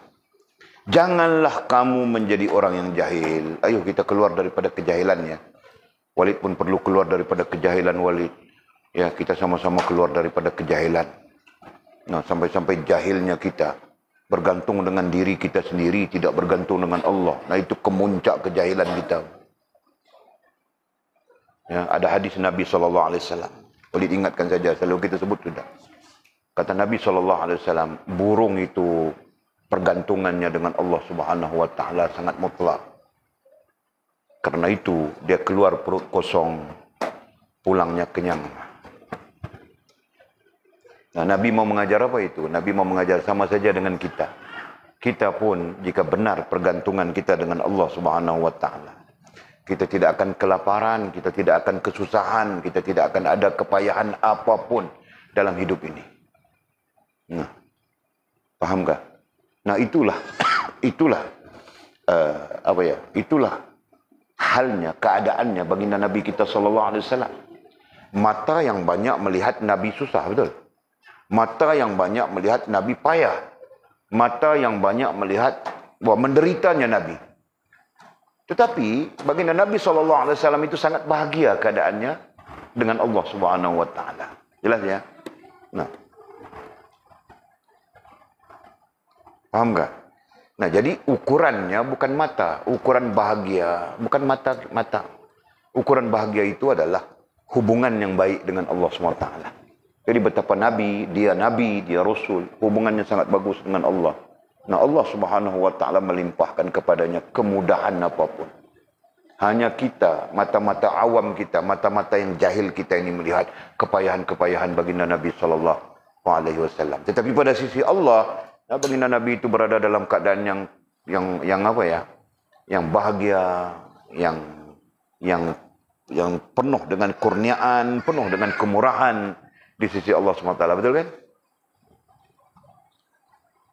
Okey. Kemudian katanya, kerana datangnya jalan tadbir itu tidak terhingga banyaknya. Oh, kenapa kita perlu keluar daripada jahil ya? Keluar daripada jahil berarti alim ya. Ya kan? Bukan alim mah. Keluar daripada jahil kalau ikut kita punya kerangka. Walid ajar sudah ini semua orang. Kalau ikut kita punya kerangka, keluar daripada jahil menjadi awam. Betul? Nah, itu kerangka yang telah kita belajar. Ini kalau sebut balik saja. Dengan harapan kamu orang ingat mah. Nanti mau mengajar orang lain senang. Kita ada tiga ya. Awam, alim, ulama. Nah ini tiga figura yang dikaitkan dengan ilmu, ya, dikaitkan dengan ilmu. Jadi bila dikaitkan dengan ilmu berarti ada ilmu yang tahap awam, ada ilmu yang tahap alim, ada ilmu yang tahap ulama. Kan? Jadi orang-orang yang dikaitkan dengan ilmu gitu. Jadi ada ilmu tahap awam, alim dan ulama. Sisi lain bahawa dibincangkan tentang iman yang diterima. Sisi lainnya katanya iman yang diterima itu adalah iman orang yang awam sekurang-kurangnya. Jadi ini memberi faham kepada kita luar daripada bulatan ini, luar daripada bulatan ini. Nah, luar daripada sana dipanggil jahil. Okey? Nah, yang ini awam, yang ini alim, yang ini ulama. Nah, kita ada tiga ini. Ya, kalau istilah lain nanti arif apa semuanya itu terkait langsung dengan hal ini. Nanti kita ada istilah arifin. Macam-macam lagi istilah kan. Okey, nah, semuanya terkait dengan hal ini. Okey, jadi sisi pandang kita ini adalah keadaan-keadaan yang diterima. Tiga ini adalah keadaan-keadaan yang diterima. Ya, Allah menerima, agama menerimanya begini. Dalam arti kata yang lain, ada orang yang sampai kepada ulama dia. Ada orang yang setakat alim saja. Dan ada orang yang setakat awam saja dia. Nah, walaupun begitu, nah ini gambarannya diterima. Dalam arti kata lain, Allah menerimanya, agama menerimanya, ya kan? Nah, dan ini gambaran-gambaran ditolak. Nah, ini ditolak jahil. Maka kemudian para ulama berbincang, apakah orang-orang yang diterima itu alim sudah? Belum, dia belum alim. Tapi awam. Nah, awam, apakah awam itu belum alim? Apakah dia jahil? Iya, jahil. Ya, dia masih jahil. Tapi dikaitkan dengan basit. Nah, kemudian disebut jahil basit. Ya kan? Nah, kalau di sini awam ini disebut basit, berarti dia masih jahil. Sebab dia tidak alim kan? Tidak alim berarti jahil. Nah, jadi awamnya, jahilnya itu terkait dengan apa? Terkait dengan basit, kata para ulama. Nah, kemudian para ulama pun menggunakan istilah jahil basit. Ya. Nah, jika di sini jahil basit, yang di bawah ini, yang ditolak ini jahil apa? Maka para ulama menamakan dia jahil murakkab. Nah, keluar istilah ini. Betul? Jadi, apabila keluar istilah ini, maka apabila keluar terminologi, gitu kan? Ada terminologi berarti ada definisi. Nah, maka kemudian datang definisinya, apa itu basit, apa itu murakkab. Nah, semua belajar sudah kan? Nah, definisi basit apa, definisi murakkab apa. Nah, itu kamu orang tahu, belajar sudah semua orang. Nah, yang Walid mau menjelaskan sekarang, ya, adapun apabila seseorang itu keluar daripada jahil, berarti keluar daripada jahil murakkab ini. Ya, keluar ya. Kita guna pen merah. Dia keluar daripada jahil berarti keluar daripada jahil murakkab ini, jahil ini kepada awam. Nah, berarti dia keluar daripada jahil murakkab ke basit. Ya. Selama mana di dalam jahil murakkab dia tertolak. Dia tertolak. Nah, di sana para ulama mengatakan imannya tertolak, Islamnya tertolak, ihsannya tertolak. Faham tak? Nah, jadi yang tinggal apa? Tidak ada yang tinggal, Pak. Sama saja dengan keadaan-keadaan orang-orang yang syirik dan sebagainya. Tahu tak? Okey. Jadi ketika dia keluar daripada jahil murakkab kepada awam, nah setengah ulama tidak menggunakan istilah ini, setengah ulama menggunakan istilah jahil basit. Kita sebut sudah tadi. Dia keluar daripada jahil murakkab kepada jahil basit. Nah, ketika itu masuk dia dilistkan, dimasukkan dalam kategori orang awam. Nah, di sana kita belajar sudah awam itu ada 3 jenis, betul? Belajar sudah Mimi? Betul. Nah, kau ingat bah kan? Nah, kau sebut bah. Pertama.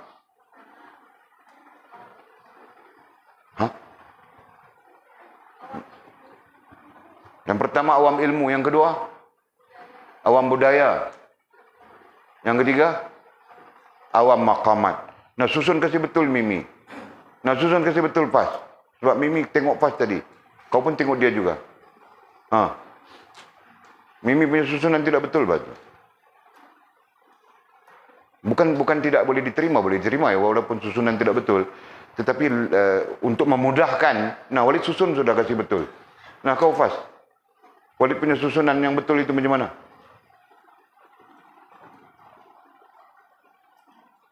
Nah, jawapan kasih di Mimi sudah tadi. Kau mesti tinggal atur saja. Nah, inilah masalah kamu orang. Dapur ku sediakan sudah. Sila ku sediakan sudah. Peti ais freezer ku sediakan sudah. Tapi mau atur, cawan kopi yang masih ada kopi letak di dalam sila. Itu yang ku marah, ku terbakar sangat ini hari. Kalau keadaan ini tidak selesai, dapur itu bubar. Buang semua. Jangan dapur, jangan ada. Masak masing-masing. Tahukah? Nah, itu Walid cukup pantang dapur macam itu. Ingat ya, Walid sebut Walid adalah manusia yang sangat pantang dapur macam itu. Dengar ya. Nah, kamu orang jantan pun nanti kita ada dapur sendiri, jangan dapur kamu orang macam itu. Aku sepak semua apa yang ada di dalam dapur. Nah, kamu orang belum lihat lagi Walid punya perangai buruk itu, Pak. Walaupun buruk, perangai ini membina manusia. Aku sudah membina manusia dengan dapur lebih daripada 300 orang. Tahu tak? Jadi kamu orang 4-5 orang, campur bini, campur anak aku berapa orang saja, aku peduli apa? Aku menikah lain pun, aku menikah lain pasal dapur ini, jangan main, tahu tak?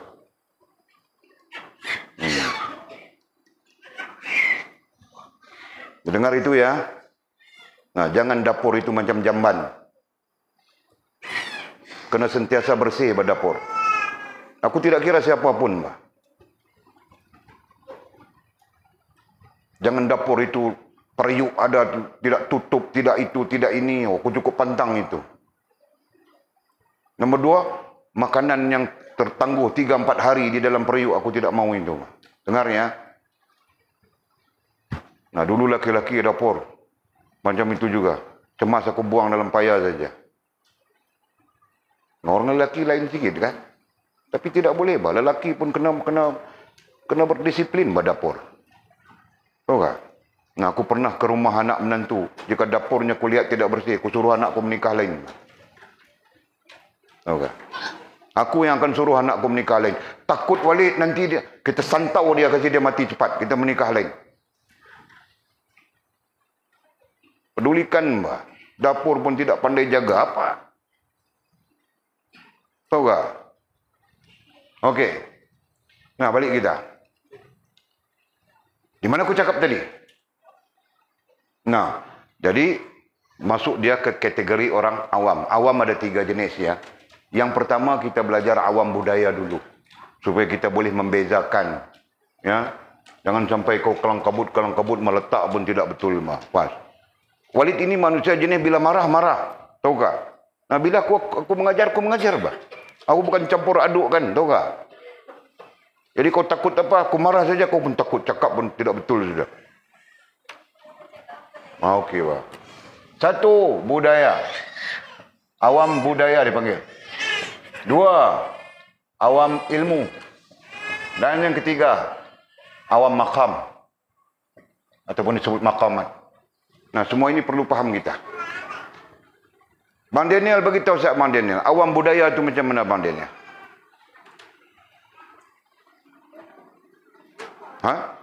Alamak.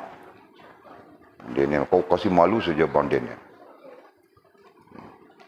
Nah, Bang Jul, kasih kabar Bang Daniel itu. Awam budaya itu apa?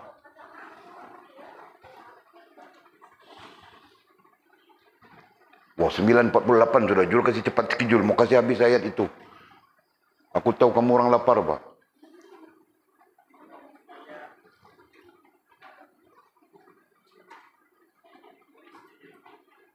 Jadi kau kasih contoh terus. Saya tidak tahu mau bercakap bahasa berbunga-bunga Walid. Nah, begitu. Jadi saya cakap terus kasih contoh saja. Nah, contoh awam budaya itu orang yang pencen. Orang yang habis tempoh kerja dengan kerajaan kah, apakah. Nah, itu nanti dipanggil orang awam. Bahasa ini dipakai seluruh dunia ya. Kalau orang putih dia panggil pensioner. Apa? Nah, pensioner. Sama saja. Kalau di Indonesia dia panggil pensiun. Kan maknanya? Pensiun. Nah, kita pensiun. Ya. Jadi dipakai di seluruh dunia pada menggambarkan orang yang selesai tempoh perkhidmatan, selesai tempoh pekerjaannya, nah keluar dia daripada pekerjaan itu kepada biasa dipanggil orang awam. Nah, itu dipanggil awam budaya. Perkataan awam itu tidak boleh dipakai, Pak.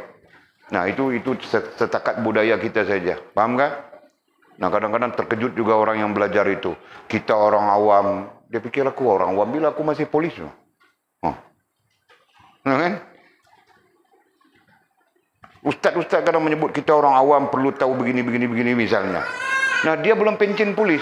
Jadi dia terfikir, aku belum awam lagi, aku masih polis. Jadi aku tidak perlu tahu. Seolah-olahnya begitu kan. Salah faham itu. Okey. Ini dipanggil awam budaya. Selesai. Yang kedua, awam ilmu. Nah, ini yang kita bincangkan ini awam ilmu. Awam dari sudut ilmu. Awam dari sudut keilmuan. Nah, awam dari sudut keilmuan itulah kategorinya masih jahil dan disebut dengan jahil basit. Jelas ya? Nah, ini penjelasan aku tidak tahu berapa kali sudah untuk kamu orang. Jika tidak alim lagi aku pun tidak tahu. Oke? Nah, kategorinya disebut jahil basit. Ya, istilah yang terpakai dalam kelompok ini dipanggil awam. Nah, jadi ini berarti orang awam itu adalah orang yang jahil basit. Nah, maksudnya begitu. Nah, selagi mana ada perkataan jahil, berarti ada tindakan, ada kerja yang perlu kita buat. Pahami sih? Selagi mana terkait dengan perkataan jahil. Contoh basit ini, jahil basit. Nah, terkait dengan perkataan jahil, nah berarti ada tindakan yang kita perlu buat. Kita tidak boleh berdiam diri. Betul. Syekh Abdul Qadir Jailani menyebutnya di dalam syarahan yang ke-9. Kau tidak boleh berdiam diri, kau perlu bertindak. Nah, apa tindakanmu? Nah, inilah tindakan. Keluar daripada jahil basit kepada murakkab. Keluar daripada jahil murakkab kepada basit.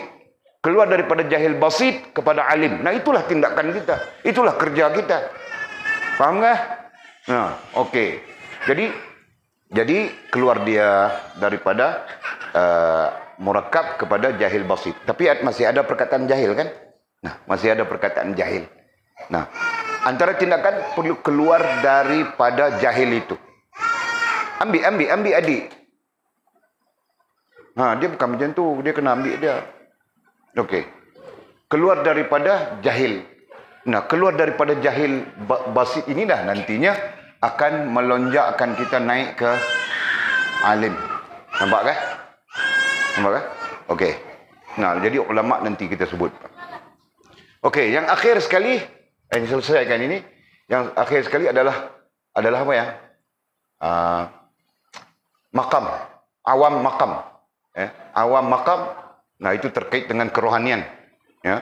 Adapun awam makam itu terkait dengan kerohanian. Nah, kita yang belajar tentang kerohanian, kita ada skill ini. Ini makam 1, 2. 1, 2. 1, 2, 3. 1. Okey? Nah, ini dipanggil makam. Naik ke atas dipanggil makam. Turun ke bawah dipanggil asfal.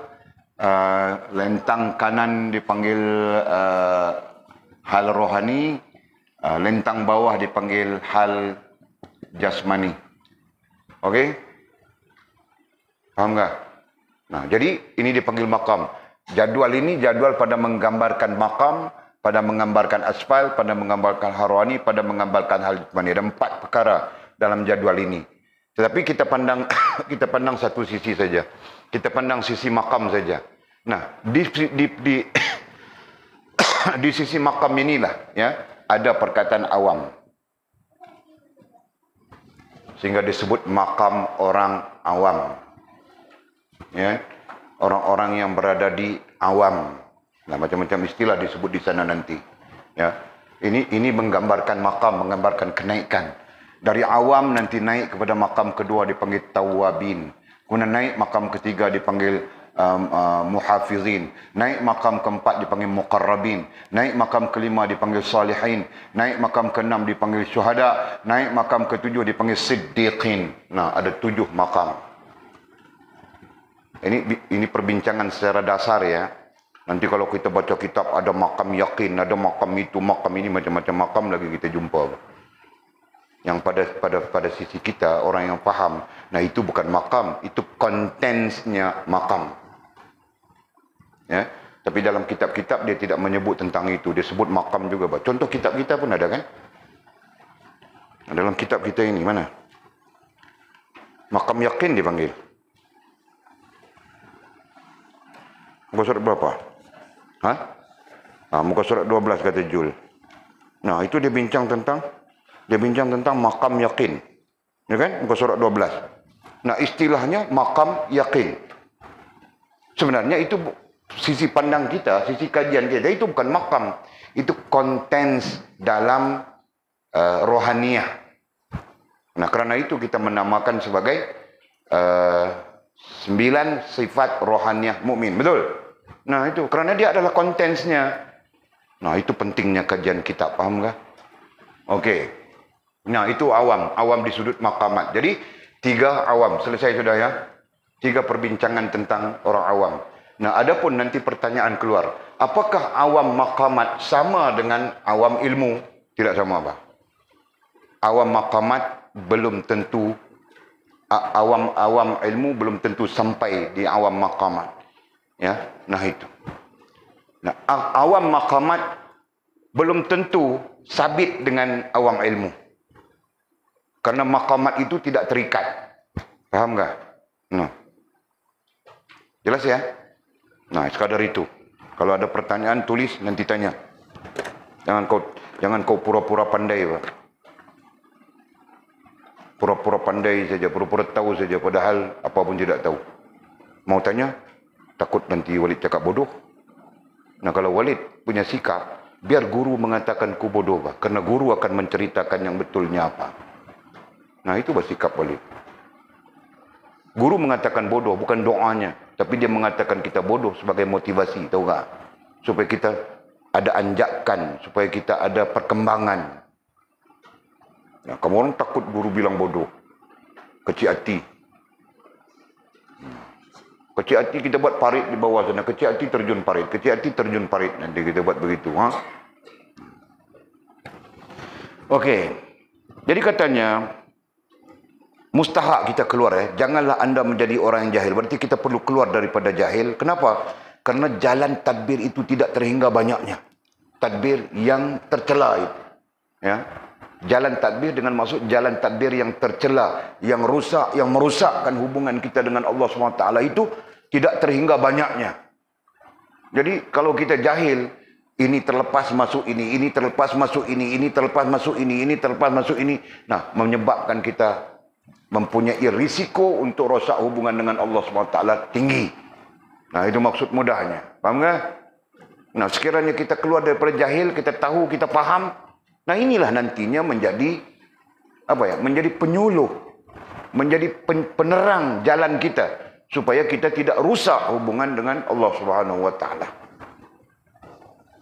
Nah, kemudian kata musannif, apabila Allah taala mengurniakan kamu fahaman. Nah, ini terkait dengan kita hurai sudah di dasar ya. Apabila Allah SWT mengurniakan kamu fahaman. Nah, memberi kamu faham. Bagaimana Allah mengurniakan kepada kita fahaman? Nah, ini terkait dengan kita juga kan? Kita sendiri diberikan oleh akal. Kita sendiri diberikan oleh hati. Diberikan oleh Allah hati.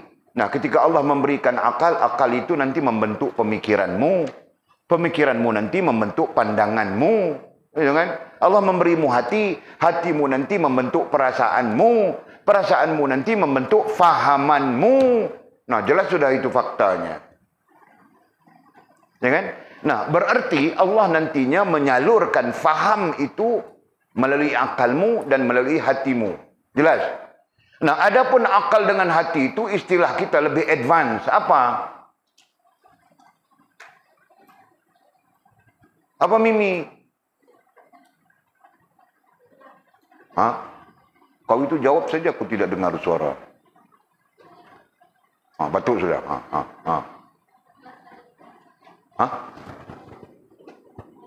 Nah, soalan Walid mudah saja. Adapun akal dengan hati itu, istilah kita advance, Pak. Advance.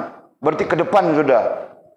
Sampai-sampai kita kalau tidak menyebut akal dengan hati pun boleh sudah. Nah, apa kita pakai perkataannya?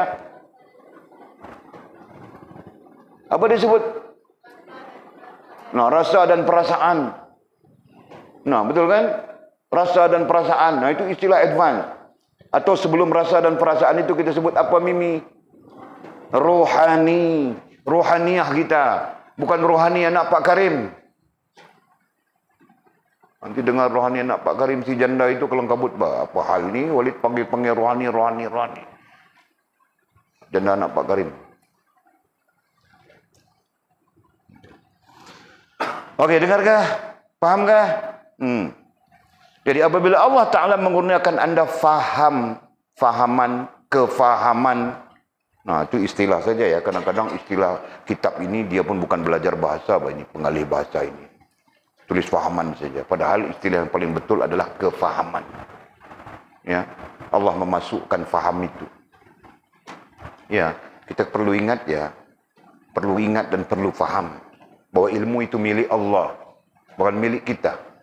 Nah, justru kita cuma berikhtiar dengan izin Allah untuk sampai kepada faham. Nah, adapun faham itu dimasukkan oleh Allah Subhanahu wa taala. Nah, sebab itu berapa ramai orang yang belajar terus tidak faham saja. Nah, Walid tanya beberapa orang yang mengaji kitab hikam. Al-Fadil Tuan Guru Ustaz Siddiq Nur, dia mengajar Al-Hikam di Masjid Pekat Arang sana. Nah, mereka ikut kitab hikam itu sampai syarah yang ke-60 berapa sudah. Hikmat 60 berapa sudah. Nah, Walid tanya saja. Tanya-tanya, oh bagus kita. Tengok cerita dulu. Jangan cerita kitab hikam bagus. Okey. Sampai berapa ada? Berapa hikmah yang sudah belajar? Boleh cerita kepada saya ke hikmat yang ke-50, boleh tanya. Belajar. Mengaji. Tolong cerita hikmah yang ke-50. Nah, perkataan teks Arabnya sikit saja kan? Teks Arabnya. Tidak perlu baca teks Arabnya. Yang Melayunya, terjemahannya, apa hikmahnya yang ke-50. Kemudian, apa konten hikmah yang ke-50 itu. Nah, perlu itu saja. Seorang tengok pun ini. Nah, tidak tahu mau cerita apa, tidak tahu mau cakap. Okey, Walid berandaian mungkin dia tidak tahu mau cakap. Ya. Nah, Walid pun tanya apa? Faham tidak faham? Pakcik, Haji faham atau tidak faham yang diajar oleh Tuan Guru Siddiq Nur, syarahan ataupun hikmah yang ke-50 kitab hikam ini. Nah, itu menunjukkan dia tidak faham kan? Nah, Walid tanya jujur, sekarang jujur dengan saya, jujur. Faham atau tidak faham? Nah, jawapannya aku terakhir apa? Kami pun tidak faham, dengar saja. Nampak? Jadi itu hujah. Walid mengatakan bahawa bukan semua orang sampai kepada faham. Nah, sebab itulah menuntut kita merendah diri dengan Allah. Ya Allah, limpahkanlah kepadaku faham. Ya Allah, limpahkanlah kepadaku faham. Nah, itu Pak. Dan kita pun membaca doa itu kan. Sebelum belajar, Walid baca doa. Nah, Walid yang baca doa. Kamu orang baca atau tidak, Walid pernah tahu Pak. Selepas belajar kita tutup dan kita mohon kepada Allah SWT, dilimpahkan kepada kita faham. Nah, itu apa? Itu merendah diri kepada Allah SWT. Dan semestinya kita begitu kan? Kenapa? Karena ilmu itu milik Allah. Kalau ilmu itu milik Walid, Kita tidak payah belajar begini, bah. Walaupun tidak perlu susah-susah tulis begitu begini. Duduk bangun kurus, bah. Aku tahukah?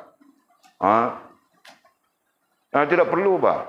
Nah, macam mana kalau boleh rendam kitab dalam air, ku cakap sudah. Bertahun yang lalu ku cakap sudah, kan? Kalau kitab ini direndam dalam air, baca-baca doa sikit, jampi-jampi sikit, minum-minum air, kita alim. Kita buat itu. Buat apa kita mau belajar bertahun-tahun begini? Kan? Nah, atau kitab ini boleh pegang kitab begini, letak kitab di tangan, bismillahirrahmanirrahim. Tup, masuk kepala kau. Nah, aku buat itu buat semua orang. Kau tak? Nah, kerana tidak pernah ada kaedah. Kan? Tidak pernah ada kaedah, tidak pernah ada metod begitu. Sunnahnya sampai sekarang bah, kau belajar begini. Kau dengar. Sam'a wal basara wal fuada. Kau dengar, ya, kau lihat dan kau memahami. Nah, itu sunnahnya. Sunnatullah dan sunnah Rasulullah SAW. Faham tak? Okey. Kalau kamu orang fikir mau mudah, Walid 10 kali fikir macam mana mau memudahkan. Okey. Jadi katanya apabila Allah Ta'ala mengurniakan anda fahaman, mengurniakan kamu fahaman, kamu sendiri akan faham. Ini yang dikatakan oleh para sahabat antara perkataan Sayyidina Umar radhiyallahu taala anhu, kan. Katanya, "Wa ma afhamullah illa billah." Tidak aku faham Allah melainkan dengan Allah. Para ulama kemudian menafsirkan perkataan. Apa maksud perkataan Umar? Ini sahabat, kan? Selain daripada perkataan Nabi, perkataan sahabat ditafsirkan. Nah, maksud Umar adalah kita tidak akan faham Allah melainkan Allah lah yang memberi faham. Nah, itu. Jadi, anda sendiri, kamu sendiri akan faham dan tahu sesuatu yang akan dapat melepaskan kamu daripada kepayahan dan kesusahan tadbir itu. Nah, maksud musannif mudah saja. Dengan ilmu yang mana Allah memberi kita fahaman, Allah memberi kita Allah memberi kita faham, memasukkan faham di dalam akal dan hati kita. Nah, itulah yang nanti akan membantu kita untuk melepaskan kita daripada kepayahan dan kesusahan tadbir. Nah, di situ maknanya adalah pergantungan dengan diri ataupun ananiyah yang kita sebutkan tadi, dan kembali kepada Allah Subhanahu wa taala. Jelas ya? Mudah-mudahan Allah melimpahkan kepada kita pengetahuan. Amin ya rabbal alamin. Kita berhenti di situ, kemudian kata musannif tajuk baru, hikmat Allah Taala menjadikan tadbir dan ikhtiar. Allahu a'lam. Wah, 10-6 minit. Ada malam-malam gitu, malam-malam otak tidak bagus itu panjang kita belajar. Oleh malam ini otak tidak bagus, kepala tidak bagus.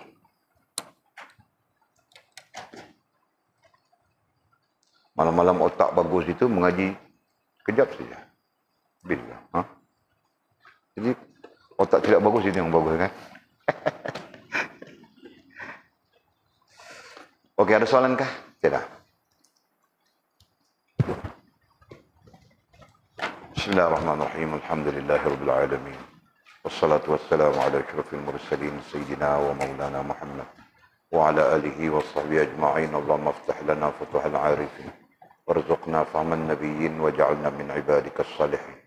Allahumma ihdina as-siratal mustaqim siratal ladzina an'ama Allah minan nabiyyin was-siddiqin wasyuhada'i was-salihin. Allahumma rabbana iftah bainana wa bain qaumina bil haqq wa anta khairul fatihin. Allahumma a'inna ala dhikrika wa syukrika wa husna ibadatik.